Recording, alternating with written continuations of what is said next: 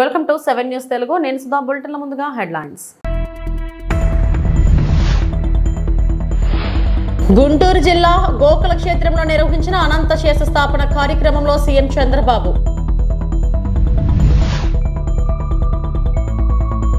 YS Jagan పై plan ప్రకారమే తప్పుడు కేసు. మాజీ additional advocate general Ponnavolu Sudhakar.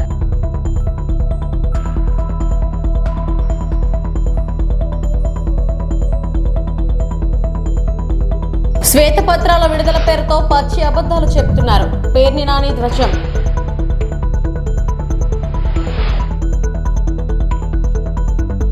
మంచి చేయాలనుకునే వారికి ఇక స్పీడ్ బ్రేకర్లు ఉండవని సీఎం చంద్రబాబు తెలిపారు.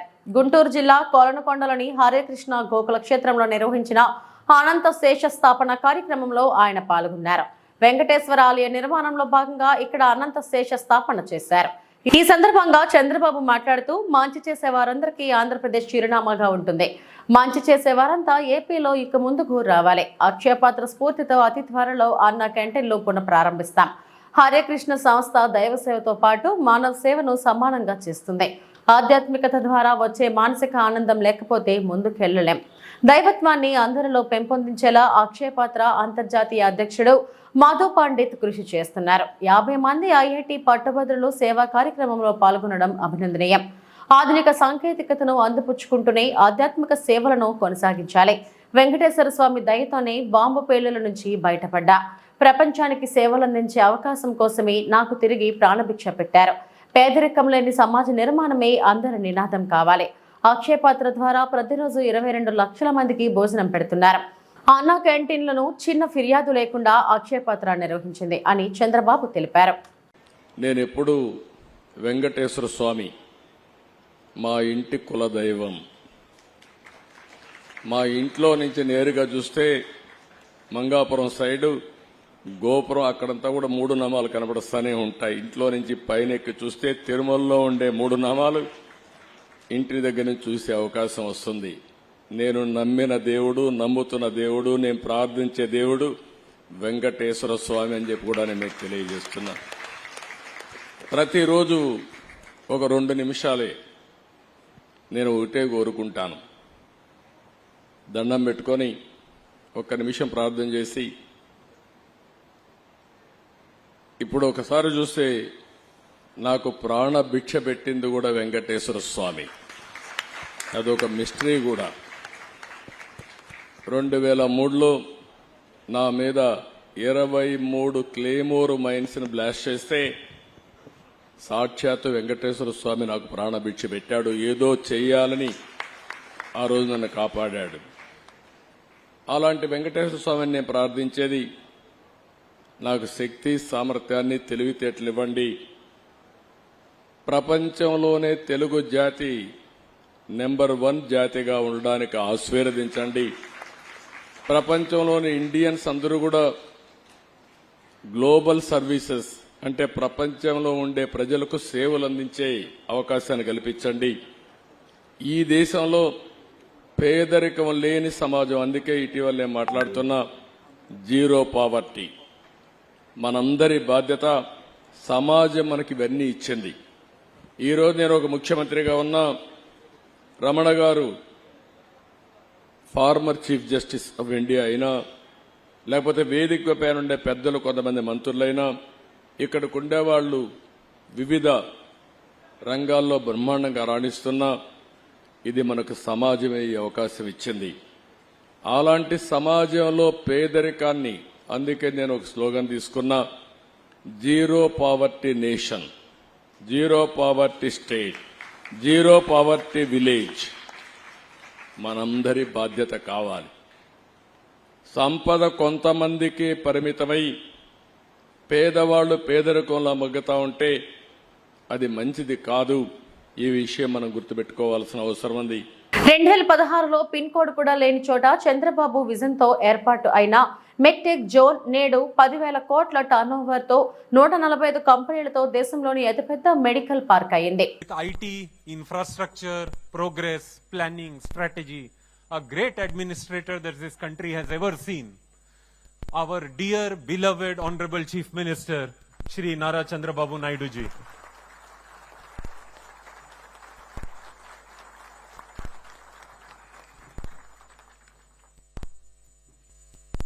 Sir, somebody told me yesterday that your 2.5 hours today here is for 25 years of this organization in future.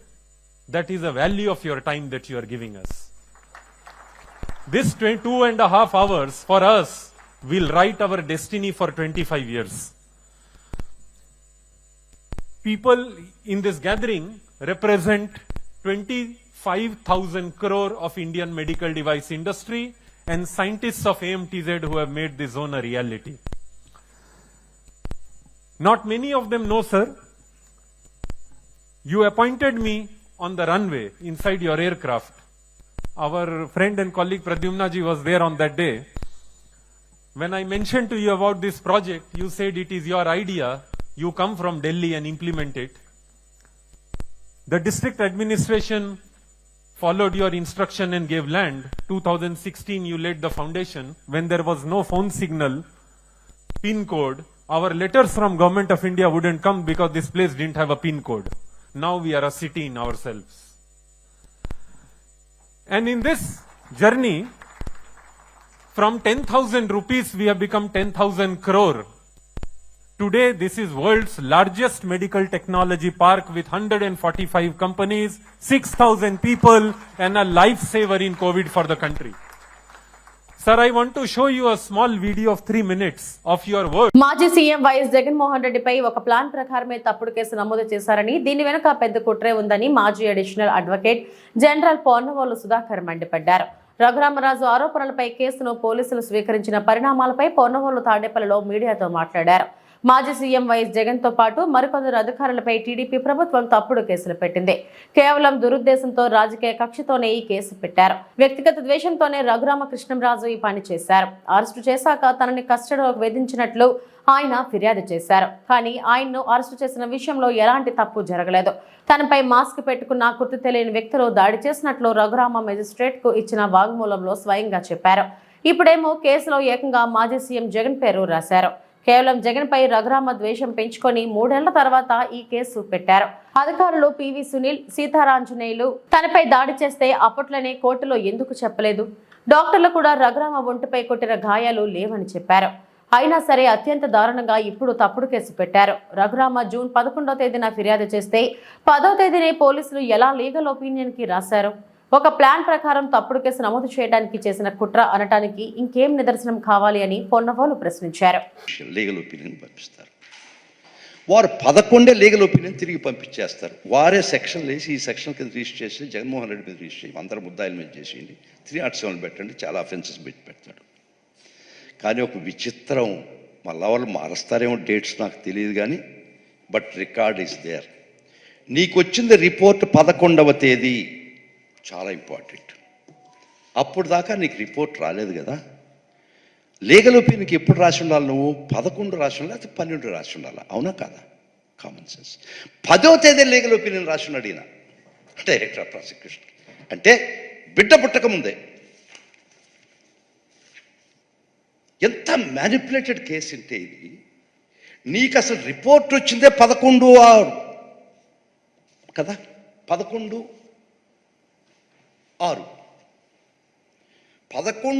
నీకు రిపోర్ట్ ఇస్తే కలగన్నావా, సోదికి పోయినావా, లేకపోతే అంజనేసావా ఎక్కడైనా? 10వ తేదీ నువ్వు లీగల్ ఒపీనియన్ రాస్తావా? నీకు రిపోర్ట్ రాకముందే నువ్వు లీగల్ ఒపీనియన్ రాసి ఉంటావా? ఇంతకన్నా మ్యానిపులేటెడ్ కేసుకి ఏం బయట పెడతావు ఈ స్టేజ్లో? నువ్వు ఎప్పుడు రాసి ఉండాలి లీగల్ ఒపీనియన్కి? అది నిజం అయితే, అదే కరెక్ట్ అయితే, అదే సత్యం అయితే 11 రాసి ఉండాలి. అంటే నీకు రిపోర్ట్ వచ్చిన తర్వాత దాని మీద లీగల్ ఒపీనియన్ రాయాలా? నీకు వచ్చిందే రిపోర్ట్ 11 అయితే నువ్వు 10వ తేదీ ఒక లెటర్ రాస్తావా లీగల్ ఒపీనియన్ ఈ రిపోర్ట్ వచ్చిందని to the deputy director of ప్రాసిక్యూషన్కి? సో ఈ ఒక్క విషయం చాలదా? అనకాపల్లి జిల్లా నర్సీపట్నం మాకవరపాలెం మండలం రాచపల్లి శివారు ఎర్రకన్నపాలెంలో వేటగాళ్లు కడుజును వధించారు.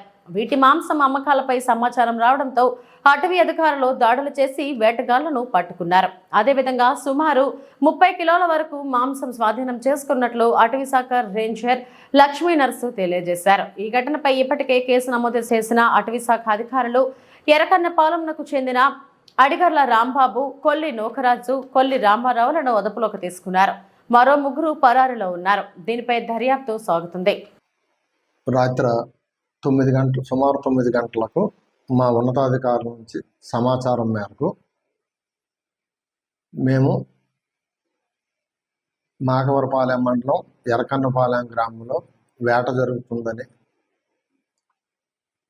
తెలుసుకొని అక్కడికి నేను నా టీం అంతా అక్కడికి వెళ్ళడం జరిగింది. రాత్రి అంతా అక్కడ చర్చ్ చేసాం. తెల్లవారుజామున ఒక 3 వ్యక్తులు మాంసంతో రెడ్ హ్యాండెడ్గా పట్టుబడ్డారు. వాళ్ళకి విచారించగా వాళ్ళు ఒక 3 పేర్లు చెప్పారు. వాళ్ళ కోసం గాలింపు చర్యలు చేపడుతున్నాం.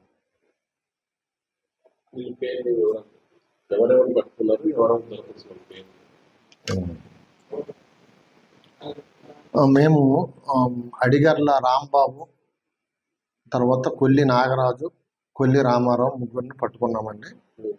వీళ్ళని విచారించగా రావాడ సాయి కుమారు, అడిగర్ల రాజు, కచ్చాల రాజబాబు వీళ్ళ 3 పేర్లు వీళ్ళు చెప్పారు. ఇప్పుడు వాళ్ళ 3 గురించి గాలింపు చర్యలు చేపడుతున్నాం. వాళ్ళ ఇళ్ళ దగ్గరికి వెళ్తే వాళ్ళు పరారులో ఉన్నారు. వాళ్ళ గురించి గాలింపు చర్యలు చేపడుతున్నాం. అది వైల్డ్ లైఫ్ యాక్ట్ కింద మేము కేసు నమోదు చేస్తామండి. ఏపీలో కూటమి ప్రభుత్వం అసత్యాలతో శ్వేతపత్రం విడుదల చేస్తుందని, అందులో పేర్కొన్నవన్నీ పచ్చి అబద్ధాలనని మాజీ మంత్రి పేర్ని నాని మండిపడ్డారు. ప్రతిరోజు ఏదో ఒకదానిపై శ్వేతపత్రం విడుదల చేస్తున్నారు. అసత్యాలు, తప్పుడు అంకెలతో తప్పుడు ప్రచారం చేస్తున్నారని ఆగ్రహం వ్యక్తం చేశారు. పేర్ని నాని మీడియాతో మాట్లాడారు. ఈ 3 కలిసి ఎన్నికల ముందు ఏం చెప్పారు ఈ రాష్ట్ర ప్రజలందరికీ? ఎన్నికలైన తర్వాత అసలు వీళ్ళు ఏం చేస్తున్నారు అనేది ఒకసారి మనం చూసుకుంటే,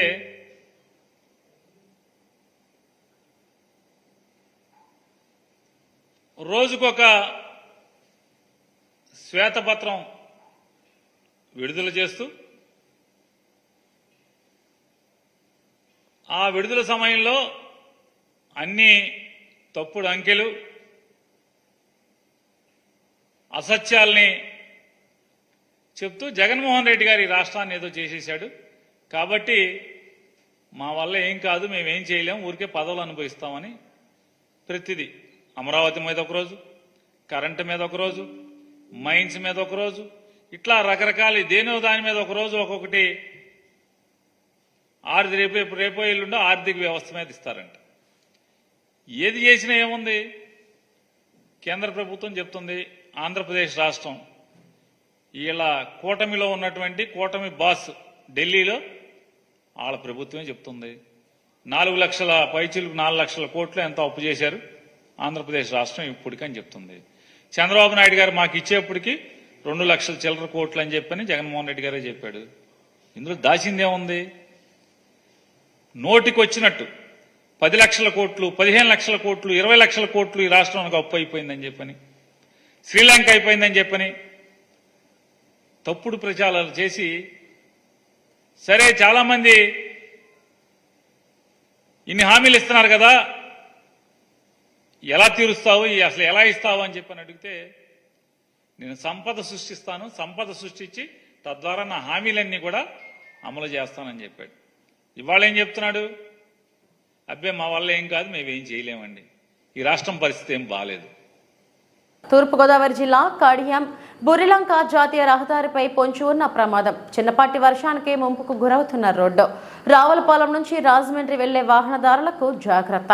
తూర్పుగోదావరి జిల్లా కడియం మండలం బుర్రిలంక 4 లైన్ల జాతీయ రహదారిపై వెళ్లే వాహనదారులు చాలా జాగ్రత్తలు తీసుకోవాల్సి ఉంది. ఎందుకంటే చిన్నపాటి వర్షం వచ్చినప్పటికీ ఈ రహదారి ముంపుకు గురవుతుంది. రావులపాలెం నుంచి రాజమండ్రి వైపుకు వేగంగా వచ్చే వాహనదారులు ఈ నీటిలో చిక్కుకొని ప్రమాదాల బారిన పడుతున్నారు. ఆంజనేయ స్వామి విగ్రహం నుంచి బుర్రిలంక వంతెన దగ్గరికి పెద్ద మలుపు ఉంటుంది. ఈ రహదారి వర్షపు నీటితో మునిగి ఉంటుంది. అదే వేగంతో వస్తే అదుపు తప్పి ప్రమాద బారిన పడుతున్నారు.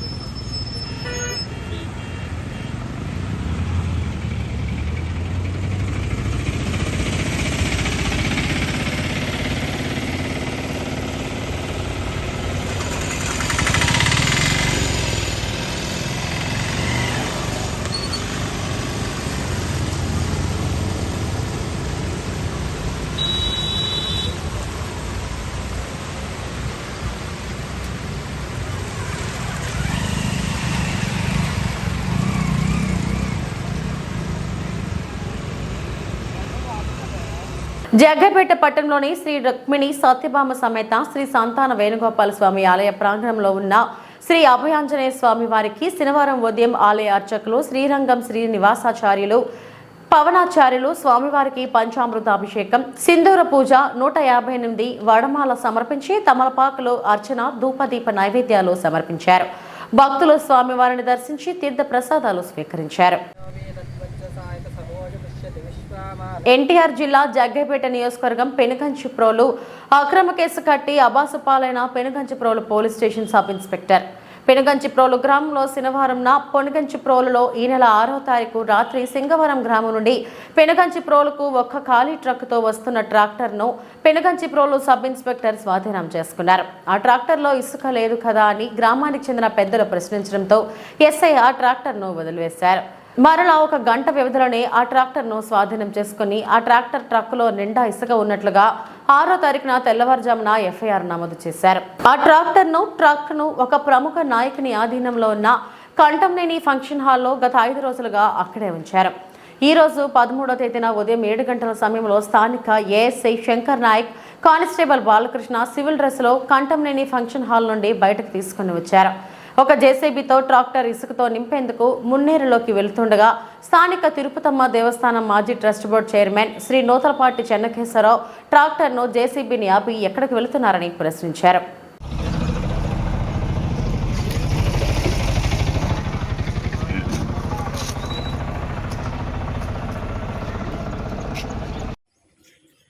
నేను ట్రాక్టర్ డ్రైవర్, నా ట్రాక్టర్కి కేసు కట్టిన విషయం నాకు తెలియదు. నన్ను ఫోన్ చేసి రమ్మంటే వచ్చా, ఇసుక పోసుకొని రాదంటే నేను ఇప్పుడే వచ్చా. కేసు ఎప్పుడు కట్టారు నాకు తెలియదు. పెంగన్స్పల్ గ్రామవాసిని.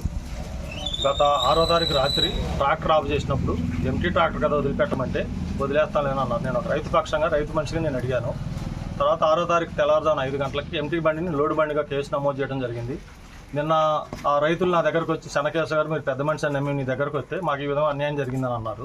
సరే ఏంటని చెప్పి నేను ఏఎస్ఐ గారికి తెలుసుకుంటే నేను నీతో మాట్లాడతలే బాగుంది. తారీఖు నాడు సింగవరం గ్రామ పరిధిలో బొత్సవాయి మండల పరిధిలో ఒక ట్రాక్టర్ని ఖాళీ ట్రాక్టర్ని పెనగంచిప్రోలు పోలీసు వారు స్వాధీనం చేసుకొని ఆ ట్రాక్టర్లో ఇసుక ఇచ్చేటువంటి వ్యక్తులు కూడా కింద పడిపోయి కాలు జారిపోయేటువంటి పరిస్థితి ఉంది. మరి దీన్ని ఎస్ఐ గారు పట్టుకోరా అక్రమ మైనింగ్ని? దీనికి ఏమైనా పర్మిషన్లు ఉన్నాయా? మరి ఎందుకు ఒక్క ట్రాక్టర్ని కూడా ఎస్ఐ గారు ఆపరు? మరి ఏం జరుగుతుంది? దయచేసి మరి ఇప్పుడు ఈ ఖాళీ ట్రాక్టర్ని మీ అందరి సమక్షంలోనే మరి చూడండి. మీరు కూడా మరి కేశవ గారు ఓ పెద్ద మనిషిగా ప్రశ్నించడం తప్ప. మరి ప్రశ్నిస్తే ఇలా కేసులు పెడతానే ఉంటారా? అసలు ఎందుకు ఇలా జరుగుతుందో దయచేసి. మరి కొంతమంది పాత్రికేయ మిత్రులు కూడా ఉన్నారు, ఫోన్ చేసినా వారు రావటం లేదు. వారు కూడా ఏకపక్షంగానే ఉంటున్నారు. మరి వారు ఎందుకు అలా ఉంటున్నారో కూడా వారిని వారే ప్రశ్నించుకోవాలి. వచ్చినటువంటి మీకు ధన్యవాదాలు తెలియజేస్తున్నాను. ప్రజాస్వామ్యాన్ని కాపాడండి, నియంతృత్వానికి అడ్డుకట్ట వేయండి, అక్రమాలకు అడ్డుకట్ట వేయండి. ఇటువంటి తప్పుడు కేసులు పెట్టకుండా ఉండేదానికోసం ఉన్నతాధికారులు స్పందించండి. మాకు పోలీసు వ్యవస్థ మీద గౌరవం ఉంది, రాజ్యాంగం మీద నమ్మకం ఉంది. మరి ఈ ప్రభుత్వం కూడా ఇటువంటి చట్ట వ్యతిరేక పనులు చేసేటువంటి మరి అధికారుల మీద చర్య తీసుకోవాలని చెప్పేసి ఈ సందర్భంగా నేను డిమాండ్ చేస్తున్నాను. ఈరోజు మేము మా నిరసనని మీడియా ముందు వ్యక్తపరుస్తున్నాం. మరి ఇటువంటి చర్యలు జరగకుండా వెంటనే ఈ ఎస్ఐ మీద చర్య తీసుకోవాలని చెప్పేసి నేను డిమాండ్ చేస్తున్నాను. పశ్చిమ గోదావరి జిల్లా పాలకొల్లులో 100 పడకల ప్రభుత్వ ఆసుపత్రిని రాష్ట్ర జలవనరుల శాఖ మంత్రి నిమ్మల రామానాయుడు ఆకస్మికంగా తనిఖీ చేశారు. టీడీపీ ప్రభుత్వ హయాంలో మంజూరైన 12.60 కోట్లతో గత ప్రభుత్వంలో చేపట్టిన కొత్త భవన నిర్మాణ పనులు అస్తవ్యస్త తీరుపై తీవ్ర అసహనం వ్యక్తం చేస్తూ సంబంధిత ఇంజనీరింగ్ అధికారులపై ఆగ్రహం వ్యక్తం చేశారు. భవన స్లాబ్ నుంచి లీకేజ్ అవుతున్న వర్షం నీరు, పలు చోట్ల నిల్వ ఉన్న నీరు పరిస్థితులను స్వయంగా చూసిన మంత్రి మీ ఇంటి నిర్మాణాలు ఇదే విధంగా ఉంటాయా అంటూ ప్రశ్నించారు.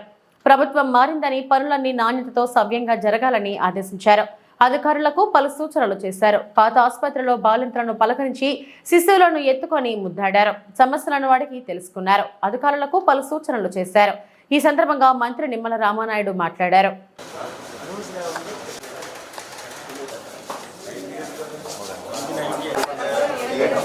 అనేది ఒకసారి చెక్ చేసుకోవాలి. చెక్ చేసుకుని ఇప్పుడు ఎక్కడ వీక్గా ఉంది, సపోజ్ ఇది ఇక్కడ చెమ్మ కనపడుతుంది, ఇక్కడ వీక్గా ఉందా, ఇది ఎక్కడ వీక్గా ఉంది మీరు ఐడెంటిఫై చేసుకోవాలి. మీరు హాస్పిటల్ ఇప్పుడు ఓల్డ్ అయిపోయి కొద్దిగా ఇబ్బంది పడుతున్నారు కాబట్టి మీరు ఏంటంటే ఎవ్రీడే చూసుకోవాలి. మేడం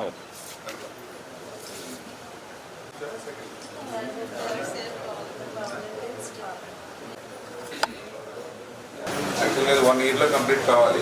అటువంటి గవర్నమెంట్ వస్తువులు వాళ్ళు 5 సంవత్సరాలు ఇట్లానే పెట్టేశారు. మళ్ళీ మీకు ఏదైనా ఇబ్బంది వస్తుందేమో అని చెప్పేసి అందులో నీళ్ళు పెట్టేశారు. ఎక్కువ ఇబ్బంది నిలబడకుండా కదా, స్లాబ్ మీద నిలబడితే ఏమవుతుంది, అది లీక్ అయిపోతుంది. దగ్గర నుంచి చూసుకోండి.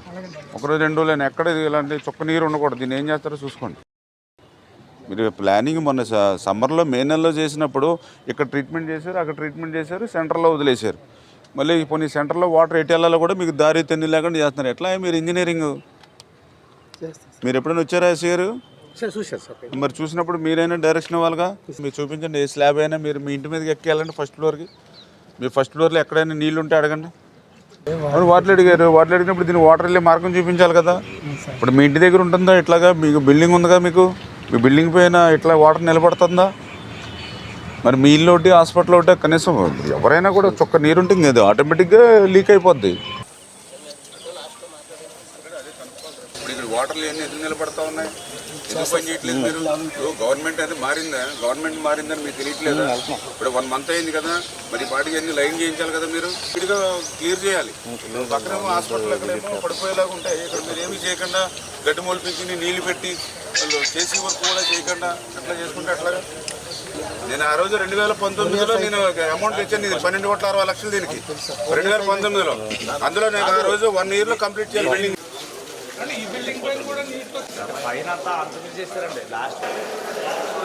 ఇప్పుడు వాటర్ వచ్చింది. ఇది ఈ వాటర్ ఎటు వెళ్తుంది? ఇప్పుడు రేపు పొద్దునైనా సరే అది ఇంత వాటర్ నిలబడింది ఏంటిది? దీనికి స్లోప్ లేదేంటి? ఎటు దీనికి స్లోప్ ఎటు? ఈశాన్యం ఎటు? ఈశాన్యం ఎటు దీనికి? మరి ఈశాన్యం వైపు వెళ్ళాలి కదా. ఇప్పుడు ఒకవేళ వాటర్ వచ్చింది, నువ్వు ఇంకా క్లోజ్ చేయలేదు, వచ్చిన వాటర్ వచ్చినట్టు వెళ్ళిపోవాలి కదా బయటికి. 20,000 ఎస్ఎఫ్టీ 0 ఎలా పెట్టుబడి కనీసం 1 inch పెట్టుకుని ఈ టైల్స్ వేసుకునేటప్పుడు లాక్కొస్తారు కదా. నీకు ఇప్పుడు రేపు పొద్దున నీకు ఇప్పుడు కాదు, ఇప్పుడు వాటర్ క్లోజ్ చేస్తావమ్మా. రేపు పొద్దున ఏదో కడగడానికో క్లీన్ చేయడానికో వాటర్ ఉంటుంది. ఆ వాటర్ అయినా పోవాలి కదా. పాకెట్ పట్టేసి నీకు లేకపోతే ఎక్కడైనా లీకేజీలు ఉంటే ఆ లీకేజీల నుంచి మళ్ళీ కిందకి వెళ్ళి మళ్ళీ ఎక్కడో డిస్టర్బెన్స్ చేస్తారు కదా. మళ్ళీ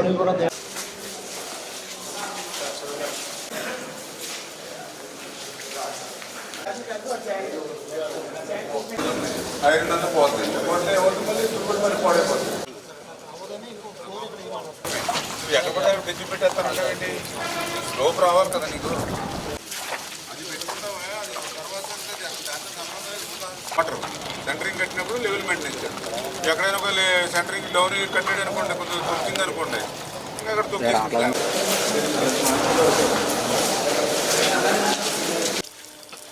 అది మొన్న మీరు వచ్చారంట కదండి. ప్రారంభించుకోలేనిటువంటి భవనం కూడా ఇంకా లీకేజీలు వస్తూ ఉన్నాయి అని అంటే మరి ఏదైతే ఈ యొక్క వైఎస్ఆర్సీపీ వాళ్ళ ప్రభుత్వ విధ్వంసానికి ఎక్కడో అమరావతి లేకపోతే ఎక్కడో పోలవరము లేకపోతే ఎక్కడో ప్రజావేదికో కాదు, మన పాలకులలో కూడా వాళ్ళ విధ్వంసానికి ప్రత్యక్ష సాక్ష్యాలుగా మరి ఏదైతే ఆ నూతన భవనం ప్రభుత్వాసుపత్రి భవనం కానీ, మొన్ననే మేము చూసాం ఏదైతే బొండాడు వెంకటరాజగుప్త కళాక్షేత్రం కానీ, ఇట్లా వాళ్ళ విధ్వంసానికి ఎట్లా ప్రతి ప్రాంతంలోనే ఎట్లా బలైపోయాయి. పాలకుల ప్రభుత్వ ఆసుపత్రిని 50 పడకల ఆసుపత్రిని మళ్ళీ 100 పడకల ఆసుపత్రిగా పెంచుతూ 12,60,00,000 రూపాయలు కొత్త భవనం నిర్మాణం కోసం ఆ రోజు 3 సంవత్సరాలు తిరిగి ఆ నిధులు మంజూరు చేసుకుని 100 పడకల ఆసుపత్రిగా దీన్ని అప్గ్రేడ్ చేసుకోవడం జరిగింది. ఆ రోజు చాలా క్లియర్గా టెండర్లో కూడా అగ్రిమెంట్లో కూడా ఏదైతే కొత్త బిల్డింగ్ ఏదైతే ఉందో అది సంవత్సరంలో పూర్తవ్వాలని చెప్పేసి ఆ రోజు మేము అగ్రిమెంట్లో కూడా మరి పెట్టుకోవడం జరిగింది. కానీ దురదృష్టం ప్రభుత్వం మారిన తర్వాత మరి సంవత్సరంలో పూర్తవ్వాల్సినటువంటి ఏదైతే కొత్త భవనం మరి నిధులు ఉన్నప్పటికీ కూడా, నిధులు సమకూర్చినప్పటికీ కూడా మరి పనులు నత్తనడక నడిచి ఈ రోజుకి వాళ్ళ 5 సంవత్సరాల సమయం పూర్తయిపోయినా కూడా అది ఇంకా ప్రారంభించుకోలేనిటువంటి పరిస్థితిలో ఉండడం అనేది వైఎస్ఆర్సీపీ పార్టీ వాళ్ళ జాతకాన్ని తనమవనివ్వండి, వాళ్ళ అసమర్థతకి అదొక నిదర్శనం. రాష్ట్రంలో నీటిపారుదల వ్యవస్థను నిర్వీర్యం చేసి జగన్ రైతులకు తీవ్ర ద్రోహం అన్యాయం చేశారని మంత్రి నిమ్మల రామానాయుడు విమర్శించారు. యలమంచిలి మండలం కొంతేరు గ్రామంలో మీడియా మురుగు కాలువలో తూడు తొలగింపు పనులకు ఆయన శ్రీకారం చుట్టారు. ఈ సందర్భంగా స్థానిక రైతులతో కలిసి పవర్ స్ప్రే యంత్రం ద్వారా కాలువల మధ్యలో రసాయనాలు వెదజల్లే కార్యక్రమాన్ని ఆయన చేపట్టారు. అనంతరం మంత్రి రామానాయుడు మీడియాతో మాట్లాడుతూ రైతుల పట్ల గత ప్రభుత్వం తీవ్ర అలక్ష్యం చేస్తే నేటి తెలుగుదేశం ప్రభుత్వం అన్నమాట ప్రకారం హామీలు నిలబెట్టుకుంటుందని అన్నారు. అధికారంలోకి వచ్చిన నెల రోజుల్లోని తాము ఇచ్చిన అన్ని ముఖ్యమైన హామీలను నెరవేర్చేందుకు ప్రణాళికాబద్ధంగా కృషి చేస్తున్నామని చెప్పారు. తమ శాఖ పరిధిలో 960 మురుగు పంట కాలువల ప్రక్షాళనకు 90 కోట్ల వ్యయంతో పనులు చేపట్టామని చెప్పారు. గడిచిన 5 సంవత్సరాలలో పంట మురుగు పంట కాలువలోని తట్ట మట్టిని గాని చెత్తను గాని జగన్ ప్రభుత్వం తొలగించలేదని అన్నారు.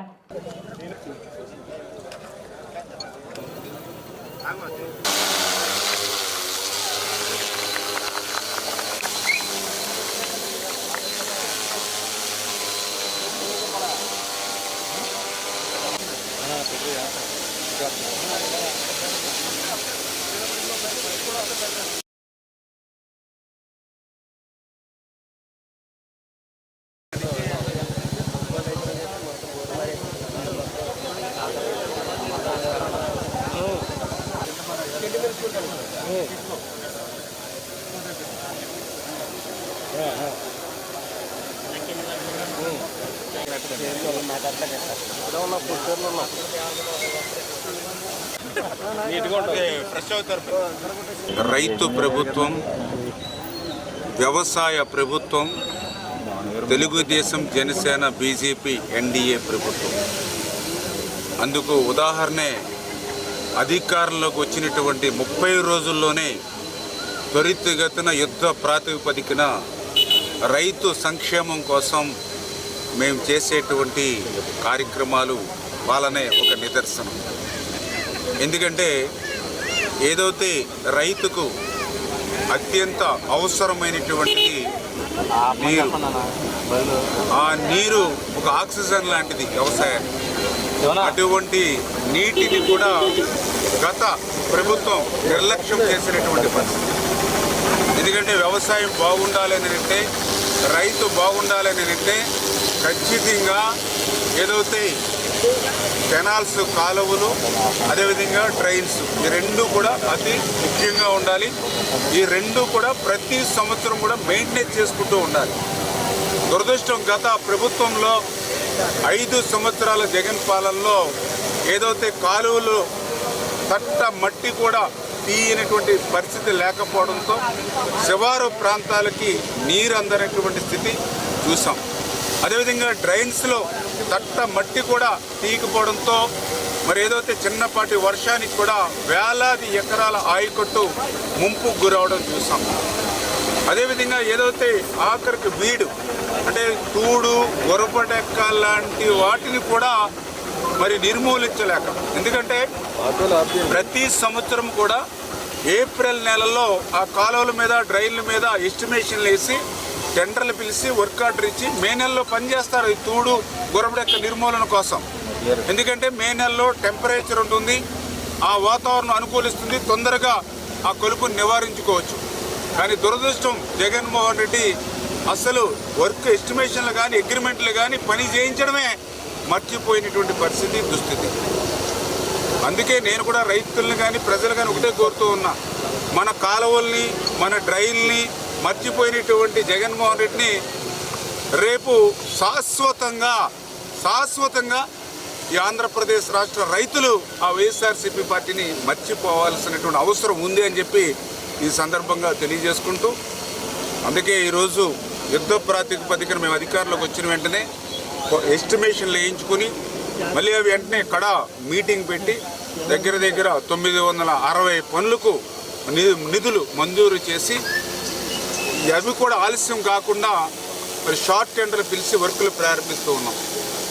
నిజంగా ఇప్పుడే చూస్తున్నాం వాతావరణం కూడా, ఎందుకంటే జూలై నెల కాబట్టి అనుకూలించినటువంటి పరిస్థితి. ఇప్పుడు మనం ఎంత కష్టపడి ఇప్పుడు స్ప్రే చేసినా కూడా ఇప్పుడు వర్షం పడితే మళ్ళీ అదంతా కూడా నీటి పాలు అవుతుంది. దీనికి బాధ్యులు ఎవరు? జగన్మోహన్ రెడ్డి కాదా?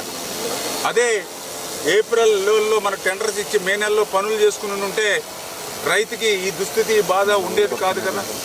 అంటే ఈ రకంగా రైతుని అడుగడుగునా కూడా ఎన్ని ఇబ్బందులు ఎన్ని కష్టాలు పెట్టాడో మన అందరం కూడా 5 సంవత్సరాల్లో చూసాం.